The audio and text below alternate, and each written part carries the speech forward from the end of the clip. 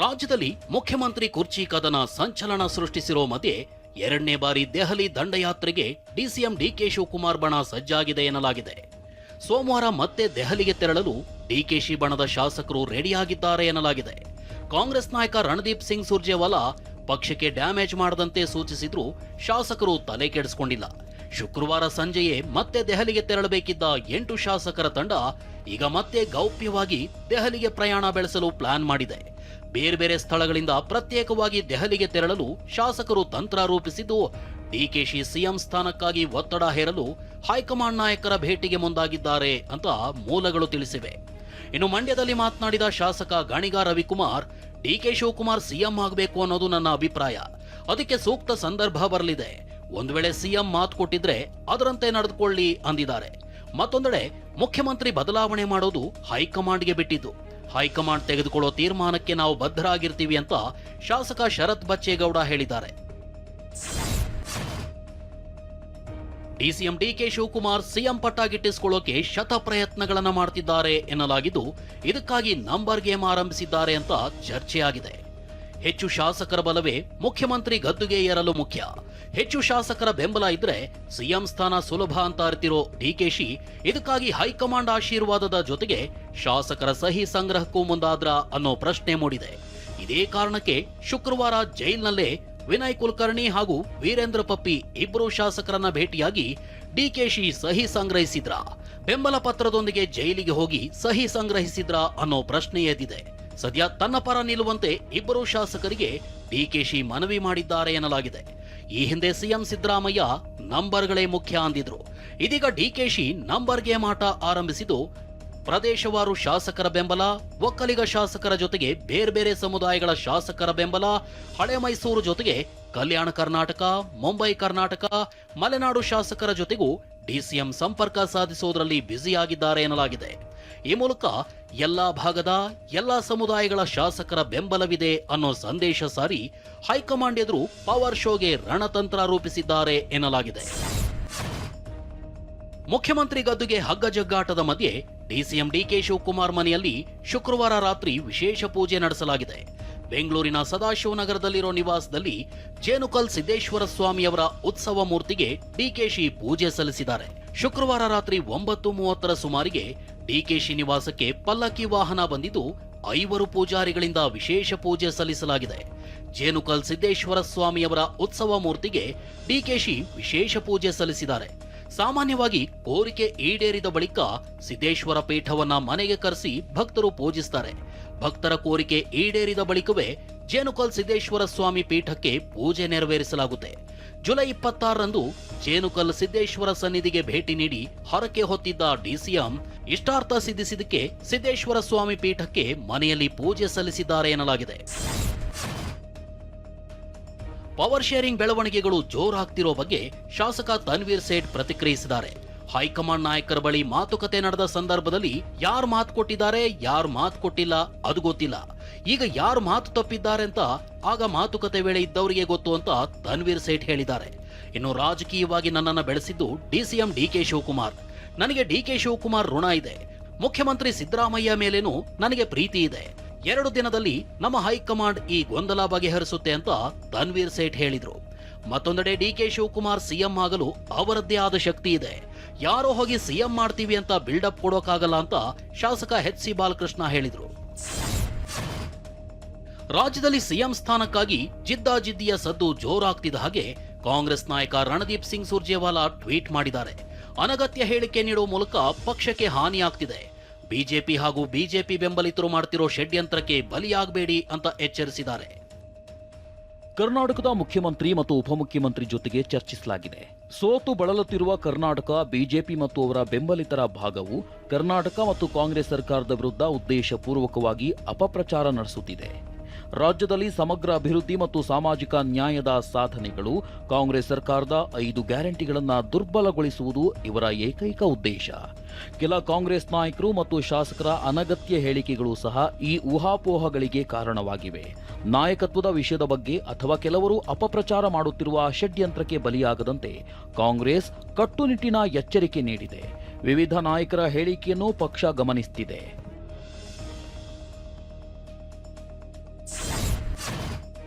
DCM DKShi ಆಪ್ತರ ದೆಹಲಿ ಯಾತ್ರೆ, ಸಹಿ ಸಂಗ್ರಹ ತಂತ್ರಗಾರಿಕೆ ಬೆನ್ನಲ್ಲೇ ಸಿಎಂ ಸಿದ್ದರಾಮಯ್ಯ ಅಲರ್ಟ್ ಆಗಿದ್ದಾರೆ.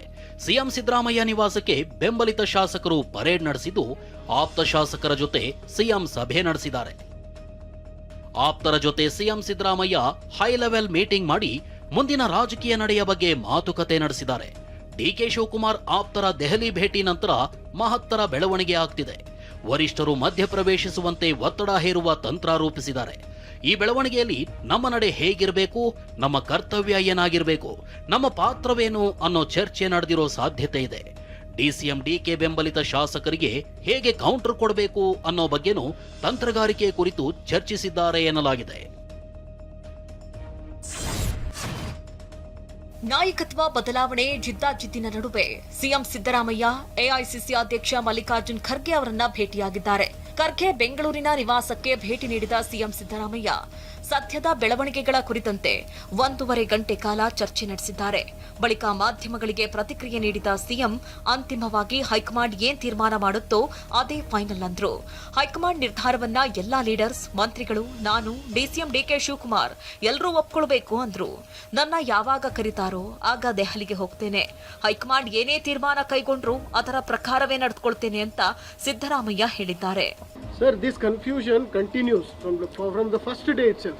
Some of your MLAs are making unwanted, unprecedented statements about leadership change, all these things, CM change, other things.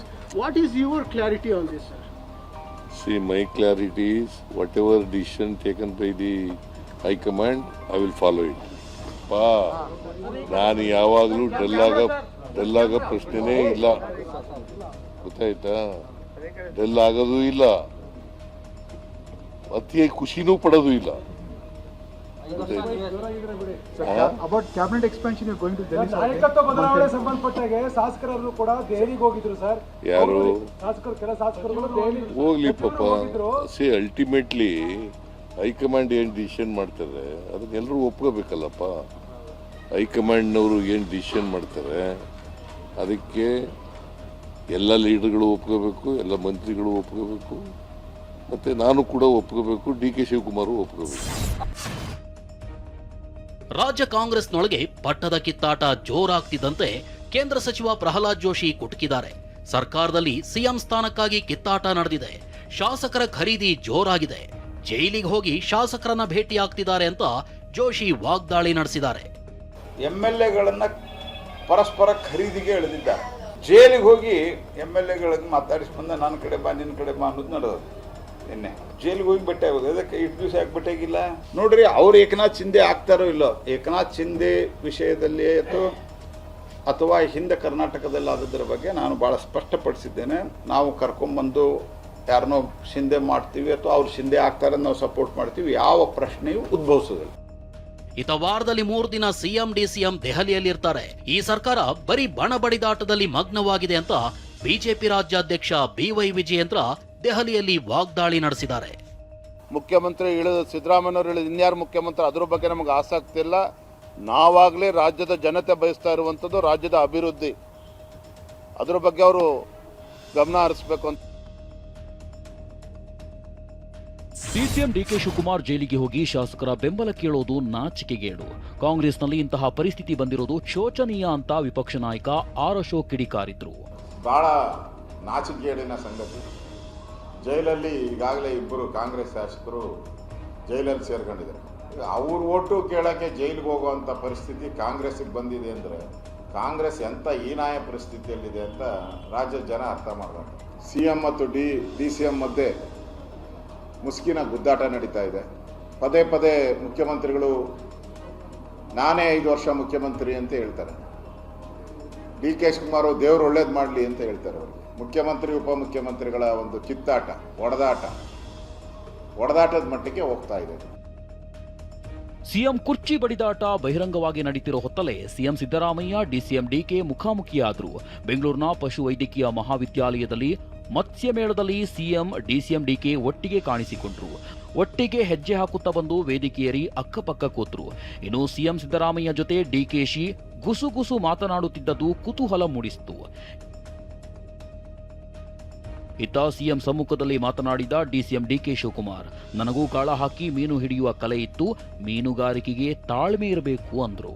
ನಾನು ಚಿಕ್ಕ ಹುಡುಗ ಇದ್ದಾಗ ಮಧ್ಯ ವಯಸ್ಸಲ್ಲೂ ಕೂಡ ನಾನು ಹೋಗಿ ಮೀನನ್ನ ಹಿಡಿಯುವಂತ ಕಲೆಗಾರಿಕೆ ನನಗೂ ಕೂಡ ಇತ್ತು. ಹೋಗಿ ಗಾಳ ಹಾಕೊಂಡು ಮೀನು ಕಾಯ್ಕೊಂಡು ಇಟ್ಕೊಂಡಿದ್ದೆ. ಬಹಳ ಪೇಷನ್ಸ್ ಬೇಕದಕ್ಕೆ. ಸೊ ಈ ಮೀನು ವ್ಯವಹಾರ ಜಾತಿ ಮೇಲಿಲ್ಲ, ನೀತಿ ಮತ್ತು ಛಲ, ಆಸಕ್ತಿ ಇರಬೇಕು, ತಾಳ್ಮೆ ಇರಬೇಕು. ಬಿಜೆಪಿ ಉಚ್ಚಾಟಿತ ಶಾಸಕ ಯತ್ನಾಳ್ ವಿರುದ್ಧ ಬಿಜೆಪಿ ರಾಜ್ಯಾಧ್ಯಕ್ಷ ವಿಜಯೇಂದ್ರ ಕಿಡಿಕಾರಿದ್ದಾರೆ. ಯತ್ನಾಳ್ಗೆ ನನ್ನ ಬಗ್ಗೆ ಹಾಗೂ ಯಡಿಯೂರಪ್ಪ ಬಗ್ಗೆ ಮಾತನಾಡಿಲ್ಲ ಅಂದ್ರೆ ಆಗಲ್ಲ, ನನ್ನ ಬಗ್ಗೆ ಬೇಕಿದ್ರೆ ಮಾತನಾಡಲಿ, ಆದರೆ ಯಡಿಯೂರಪ್ಪ ಬಗ್ಗೆ ಏಕವಚನದಲ್ಲಿ ಮಾತನಾಡಿದ್ರೆ ಸರಿ ಇರಲ್ಲ ಅಂತ ನೇರವಾಗಿ ಎಚ್ಚರಿಕೆ ಕೊಟ್ಟಿದ್ದಾರೆ. ಪೂಜ್ಯ ತಂದೆಯವರ ಕಿರಿಯ ಮಗ ಒಂದು ದಿವಸನೂ ಸಿದ್ದರಾಮಯ್ಯವರ ಬಗ್ಗೆ, ಡಿ ಕೆ ಶಿವಕುಮಾರ್ ಬಗ್ಗೆ ವಿಧಾನಸಭೆಯಲ್ಲಿ ಮಾತನಾಡಲಿಲ್ಲ. ನನ್ನ ಬಗ್ಗೆ ವೈಯಕ್ತಿಕವಾಗಿ ಏನು ಬೇಕಾದರೂ ಟೀಕೆ ಮಾಡಲಿ, ಆದರೆ ಒಬ್ಬ ಹೋರಾಟಗಾರ, ರೈತ ನಾಯಕ ಯಡಿಯೂರಪ್ಪನವ್ರ ಬಗ್ಗೆ ಮಾತನಾಡಬೇಕಾದ್ರೆ ಏಕವಚನದಲ್ಲಿ ಮಾತನಾಡದೆ ಗೌರವ ಕೊಟ್ಟು ಮಾತನಾಡುವುದನ್ನು ಕಲಿತರೆ ಅವರ ದೃಷ್ಟಿಯಿಂದ ಒಳ್ಳೆಯದು. ಬೆಂಗಳೂರಿನಲ್ಲಿ ಹಾಡಹಗಲೇ 7 ಕೋಟಿ 11 ಲಕ್ಷ ದರೋಡೆ ಕೇಸ್ಗೆ ಸಂಬಂಧಿಸಿದಂತೆ ಬಹುತೇಕ ಎಲ್ಲ ಆರೋಪಿಗಳನ್ನ ಪೊಲೀಸರು ಬಂಧಿಸಿದ್ದಾರೆ. ಜೊತೆಗೆ 7 ಕೋಟಿ 11 ಲಕ್ಷ ಪೈಕಿ 6 ಕೋಟಿ 45 ಲಕ್ಷಕ್ಕೂ ಹೆಚ್ಚು ಹಣ ವಶಪಡಿಸಿಕೊಂಡಿದ್ದಾರೆ. ದರೋಡೆ ಪ್ರಕರಣ ಭೇದಿಸುವಲ್ಲಿ ಬೆಂಗಳೂರು ಪೊಲೀಸರು ಯಶಸ್ವಿಯಾಗಿದ್ದಾರೆ. 5ಕ್ಕೂ ಹೆಚ್ಚು ಆರೋಪಿಗಳನ್ನು ಪೊಲೀಸರು ಬಂಧಿಸಿದ್ದಾರೆ. ಸಿಸಿಬಿ ಹಾಗೂ ದಕ್ಷಿಣ ವಿಭಾಗ ಪೊಲೀಸರು ಹೊಯ್ಸಳ ಸಿಬ್ಬಂದಿ ಅಣ್ಣಪ್ಪ ನಾಯ್ಕ್, ಝೇವಿಯರ್, ಗೋಪಿ, ನೆಲ್ಸನ್, ನವೀನನ್ನ ಬಂಧಿಸಿದ್ದಾರೆ. ತಲೆಮರೆಸಿಕೊಂಡಿರುವ 4ವರಿಗಾಗಿ ಹುಡುಕಾಟ ಮುಂದುವರಿದಿದೆ. ರವಿ, ರಾಕೇಶ್, ಜಿತೇಶ್, ದಿನೇಶ್ಗಾಗಿ ಪೊಲೀಸರು ಹುಡುಕಾಟ ನಡೆಸಿದ್ದು, ಬಂಧಿತ ಹಾಗೂ ನಾಪತ್ತೆಯಾದ ಎಲ್ಲ ಆರೋಪಿಗಳ ಫೋಟೋ ಲಭ್ಯವಾಗಿದೆ. ಬೆಂಗಳೂರಿನಲ್ಲಿ ಹಾಡಹಗಲೇ ದರೋಡೆಯಾಗಿದ್ದ 7.11 ಕೋಟಿ ಹಣದ ಪೈಕಿ ಬಹುತೇಕ ಹಣ ಜಪ್ತಿ ಮಾಡಿರುವುದಾಗಿ ನಗರ ಪೊಲೀಸ್ ಆಯುಕ್ತ ಸೀಮನ್ ಕುಮಾರ್ ಸಿಂಗ್ ಹೇಳಿದ್ದಾರೆ. ದರೋಡೆಗೆ 3 ತಿಂಗಳಿಂದ ಪ್ಲಾನಿಂಗ್ ಮಾಡಿದ್ರು ಎಂಬ ಮಾಹಿತಿ ಸಿಕ್ಕಿದೆ ಅಂತ ಸೀಮಂತ್ ಕುಮಾರ್ ಸಿಂಗ್ ತಿಳಿಸಿದ್ರು. ಈ ಸದ್ಯಕ್ಕೆ 5 ಕೋಟಿ 76 ಲಕ್ಷ ಸಿಕ್ಕಿದೆ. 3 ಜನ ಅರೆಸ್ಟ್ ಆಗಿದ್ದಾರೆ. ಆಮೇಲೆ ಪೂರ್ತಿ ಪ್ರಕರಣ ಒಂದು 3 ತಿಂಗಳದ್ದು ಅವರು ಪ್ಲಾನಿಂಗ್ ಮಾಡಿದ್ದಾರೆ ಅಂತ ಇಲ್ಲಿವರೆಗೆ ಮಾಹಿತಿ ಪ್ರಕಾರ. ಮತ್ತು 15 ದಿವಸದಲ್ಲಿ ಅವರು ರೆಕ್ಕಿ ಕೂಡ ಅಲ್ಲಿ ಮಾಡಿದರು. ಆದರೆ ನಮ್ಮ ಪೊಲೀಸ್ ಅವರು ತುಂಬ ಒಳ್ಳೆಯ ಕೆಲಸ ಮಾಡಿ ಆದಷ್ಟು ಬೇಗ ವಿದಿನ್ 50 ಅವರ್ಸ್ ಮ್ಯಾಕ್ಸಿಮಮ್ ದುಡ್ಡು ರಿಕವರಿ ಮಾಡಿದ್ದಾರೆ, ಅರೆಸ್ಟು ಮಾಡಿದ್ದಾರೆ. ಬೇರೆಯವ್ರ ಬಗ್ಗೆ ಕೂಡ ಅವರು ಮಾಹಿತಿ ಸಂಗ್ರಹಿಸಿದ್ದಾರೆ, ಅವ್ರಿಗೆ ಕೂಡ ಅರೆಸ್ಟ್ ಮಾಡಿದ್ದಾರೆ.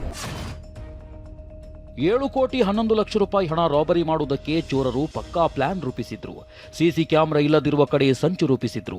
ಮೊಬೈಲ್ ಬಳಸ್ತಿರಲಿಲ್ಲ ಅನ್ನೋದು ಬಯಲಾಗಿದೆ. ಅಲ್ಲದೆ ಇನೋವಾ ಕಾರಿಗೆ ನಕಲಿ ನಂಬರ್ ಪ್ಲೇಟ್ ಅಳವಡಿಸಿದ್ದು ಅಲ್ಲದೆ ಗೌರ್ಮೆಂಟ್ ಆಫ್ ಇಂಡಿಯಾ ಸ್ಟಿಕ್ಕರ್ ಹಾಕಿದ್ರು ಅಂತ ಸೀಮಂತ್ ಕುಮಾರ್ ಸಿಂಗ್ ಹೇಳಿದ್ರು. ಇದರಲ್ಲಿ ಆರೋಪಿಯವರ ಕಡೆಯಿಂದ ಇಲ್ಲಿವರೆಗೆ ಮಾಹಿತಿ ಏನು ಸಿಕ್ಕಿದೆ ಅಂದರೆ 3 ತಿಂಗಳಿಂದ ಅವರು ಪ್ಲಾನಿಂಗ್ ಮಾಡಿದ್ರು. 3 ತಿಂಗಳಿಂದ ಪ್ಲಾನಿಂಗ್ ಮಾಡಿ ಅವರು ಕಳೆದ 15 ದಿವಸದಿಂದ ಕಂಟಿನ್ಯೂಸ್ ಆಗಿ ಆ ಏರಿಯಾಗೆ ರೆಕ್ಕಿ ಮಾಡಿದರು. ಅವರು ರೆಕ್ಕಿ ಮಾಡುವಾಗ ಆ ರೂಟ್ ಏನಿದೆ ಆ ರೂಟಲ್ಲಿ ಎಲ್ಲೆಲ್ಲಿ CCTV ಇಲ್ಲ, ಎಲ್ಲೆಲ್ಲಿ ಅವ್ರಿಗೆ ಶ್ಯಾಡೋ ಏರಿಯಾ ಬರ್ತದೆ CCTV ಅಲ್ಲಿ ಸೆಲೆಕ್ಟ್ ಮಾಡಿದರು. ಸೊ ಇದರಲ್ಲಿ ನಮ್ಮ CNS ಕಂಪನಿ ಯಾವುದು ಯಾವ ಕಡೆಯಿಂದ ಇದು ಅಮೌಂಟ್ ಶಿಫ್ಟ್ ಆಗ್ತಿದ್ದು ಆ ಕಂಪನಿದು ಕೆಲವು ಲೋಪದೋಷ. ಕೋಟಿ ಕೋಟಿ ಭಕ್ತರ ಆರಾಧ್ಯ ದೈವ ತಿರುಪತಿ ತಿಮ್ಮಪ್ಪನ ಸನ್ನಿಧಿಯಲ್ಲಿ ಪ್ರಸಾದವಾಗಿ ನೀಡಲಾಗುವ ಲಾಡು ಬಗ್ಗೆ ಮತ್ತೊಂದು ಆಘಾತಕಾರಿ ವಿಷಯ ಬಯಲಾಗಿದೆ. 2019ರಿಂದ 24ರವರೆಗೆ ತಿರುಪತಿಯಲ್ಲಿ 48.76 ಕೋಟಿ ಲಾಡು ತಯಾರಿಸಲಾಗಿತ್ತು. ಈ ಪ್ರಸಾದದ ಲಾಡುಗಳ ಪೈಕಿ ಬರೋಬ್ಬರಿ 20.1 ಕೋಟಿ ಲಾಡುಗಳಲ್ಲಿ ನಕಲಿ ತುಪ್ಪ ಬಳಸಲಾಗಿದೆ. ಕಳಪೆ ತುಪ್ಪ ಬಳಸಿ 20.1 ಕೋಟಿ ತಿರುಪತಿ ಲಾಡುಗಳನ್ನು ಸಿದ್ಧಪಡಿಸಲಾಗಿದ್ದು ಅವನ್ನ 11 ಕೋಟಿ ಭಕ್ತರಿಗೆ ಮಾರಲಾಗಿದೆ. ಈ ಸ್ಫೋಟಕ ಮಾಹಿತಿ ಸಿಬಿಐ ಅಡಿಯಲ್ಲಿ ಎಸ್ಐಟಿ ನಡೆಸುತ್ತಿರೋ ತನಿಖೆಯಲ್ಲಿ ಬಯಲಾಗಿದೆ. ಆಗ ಬಳಸಿದ್ದ ನಕಲಿ ತುಪ್ಪದಲ್ಲಿ ವಿಷಕಾರಿ ಪದಾರ್ಥಗಳು ಬಳಸಿದ ಆರೋಪ ಕೇಳಿ ಬಂದಿದ್ದು ತನಿಖೆ ಮತ್ತಷ್ಟು ತೀವ್ರಗೊಂಡಿದೆ. ಸುಪಾರಿ ಕೊಟ್ಟು ಗಂಡನನ್ನೇ ಕೊಲೆ ಮಾಡಿಸಿದ್ದ ಪತ್ನಿಯನ್ನ ಪೊಲೀಸರು ಅರೆಸ್ಟ್ ಮಾಡಿದ್ದಾರೆ. ಕಲಬುರಗಿ ತಾಲೂಕಿನ ಕಣ್ಣಿ ಗ್ರಾಮದಲ್ಲಿ ಬೀರಪ್ಪ ಕೊಲೆ ನಡೆದಿತ್ತು. ತನ್ನ ಅನೈತಿಕ ಸಂಬಂಧಕ್ಕೆ ಅಡ್ಡಿಯಾಗಿದ್ದ ಕಾರಣಕ್ಕೆ ಸುಪಾರಿ ಕೊಟ್ಟು ಗಂಡನ ಕೊಲೆ ಮಾಡಿಸಿ ಸಹಜ ಸಾವಿನಂತೆ ಬಿಂಬಿಸಿ ಅಂತ್ಯ ಸಂಸ್ಕಾರ ಮಾಡಲಾಗಿತ್ತು. 7 ವರ್ಷಗಳ ಬಳಿಕ ಈ ಕೊಲೆ ರಹಸ್ಯ ಬಯಲಾಗಿದೆ. ಸುಪಾರಿ ದುಡ್ಡಿನ ರಹಸ್ಯದ ವಿಡಿಯೋ ವೈರಲ್ ಆದ ಬಳಿಕ ಕೊಲೆ ಸತ್ಯ ಬೆಳಕಿಗೆ ಬಂದಿದೆ.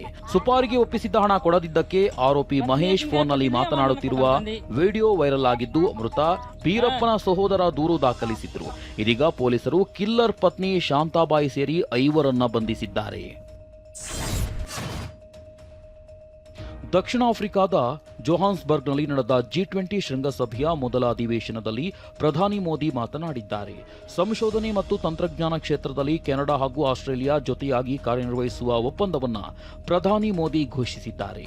ಇನ್ನು ಡ್ರಗ್ಸ್ ಮುಕ್ತ ಮಾಡುವ ಕಾರ್ಯಕ್ರಮದ ಗುರಿ ಇರುವುದಾಗಿ ಪ್ರಧಾನಿ ಮೋದಿ ಹೇಳಿದ್ದಾರೆ.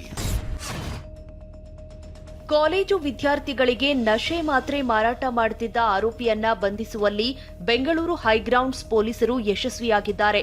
ಬಂಧಿತ ಆರೋಪಿ ಪ್ರೇಮ್ ಅರಿಯಾಜ್ ವೈಷ್ಣವ್ನಿಂದ 6,700 ಮಾತ್ರೆಗಳನ್ನು ಪೊಲೀಸರು ವಶಕ್ಕೆ ಪಡೆದಿದ್ದಾರೆ. ಬೆಂಗಳೂರಿನ ಪ್ರೆಸಿಡೆನ್ಸ್ ವಿಶ್ವವಿದ್ಯಾಲಯದಲ್ಲಿ ಕನ್ನಡ ಹಬ್ಬ 2025 ಸಂಭ್ರಮದಿಂದ ಆಚರಿಸಲಾಯಿತು. ಖ್ಯಾತ ಗಾಯಕ ಸಂಜಿತ್ ಹೆಗಡೆ 70ನೇ ಕರ್ನಾಟಕ ರಾಜ್ಯೋತ್ಸವವನ್ನು ಉದ್ಘಾಟಿಸಿದರು. ವಿದ್ಯಾರ್ಥಿ ವ್ಯವಹಾರಗಳ ವಿಭಾಗ, ಪ್ರತಿಭಾ ಕಾರಂಜಿ, ಕನ್ನಡ ಸಂಘ ಮತ್ತು presidency school of liberal arts ಜಂಟಿಯಾಗಿ ಕನ್ನಡ ಹಬ್ಬ 2025 ಆಯೋಜಿಸಿತ್ತು. ಕಾರ್ಯಕ್ರಮದಲ್ಲಿ ಕರ್ನಾಟಕದ ಜಾನಪದ ಸಂಸ್ಕೃತಿ ಮತ್ತು ನೃತ್ಯದ ಮೂಲಕ ಆಚರಿಸಲಾಗಿದ್ದು, ವಿದ್ಯಾರ್ಥಿಗಳು, ಅಧ್ಯಾಪಕರು ಭಾಗಿಯಾಗಿ ಸಂಭ್ರಮಿಸಿದರು.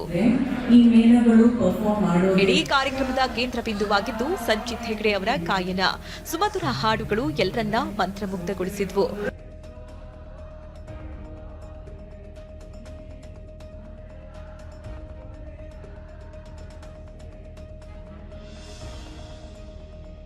ಕನ್ನಡ ಹಬ್ಬದಲ್ಲಿ ಅದ್ಭುತ ಪ್ರದರ್ಶನ ನೀಡಿದ ವಿದ್ಯಾರ್ಥಿಗಳನ್ನ professor Vidyashankar Shetty, professor vice chancellor ಅಭಿನಂದಿಸಿದ್ರು.